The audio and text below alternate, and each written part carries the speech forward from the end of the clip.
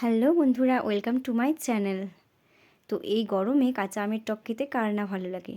তো আজ আমি বানিয়ে নিচ্ছি কাঁচা আমের টক। যার জন্য প্রথমে কাঁচা আমগুলোকে ভালো করে ধুয়ে কেটে নিয়েছি।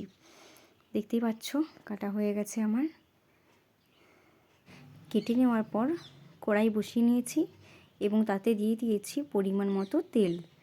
তারপর দিয়ে দিয়েছি আমি পাঁচফোড়নটা ভালোভাবে দেখতে পাচ্ছ খুব সুন্দরভাবে আসছে। তো পাঁচফোড়নটা একটু ভালোভাবে ভাজা হয়ে যাক, তারপর দিয়ে দেবো আমগুলো। তোমাদের কার কার আমের টক খেতে ভালো লাগে তোমরা কমেন্টে জানাবে কিন্তু।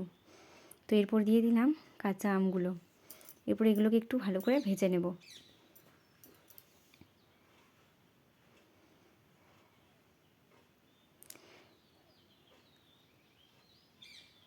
তো ভেজে নিচ্ছি বন্ধুরা, তোমরা দেখতে থাকো। তো একটু ভাজা হয়ে গেছে। এরপর দিয়ে দিচ্ছি পরিমাণ মতো লবণ, আর দিয়ে দেব পরিমাণ মতো হলুদের গুঁড়ো। তো এটাকে নিয়ে একটু ভালো করে ভেজে নেব। আবার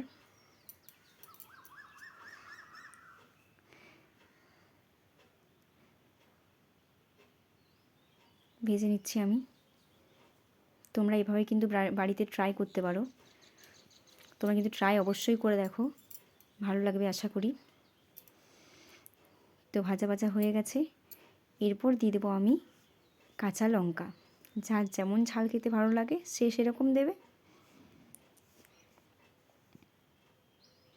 আমি এখানে দিয়ে দিয়েছি 3টে কাঁচা লঙ্কা।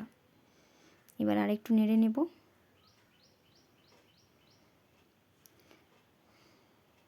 নেড়ে নেওয়া হয়ে গেছে।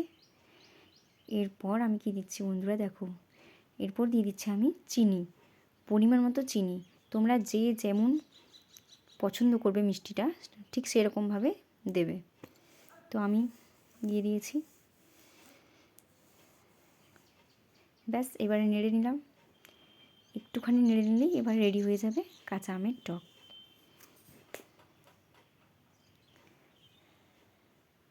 দেখো বন্ধুরা, দেখতেই অসাধারণ হয়েছে, খেতে তো অবশ্যই ভালো হবে। এরপর দিয়ে দিচ্ছি একটুখানি লঙ্কার গুঁড়ো।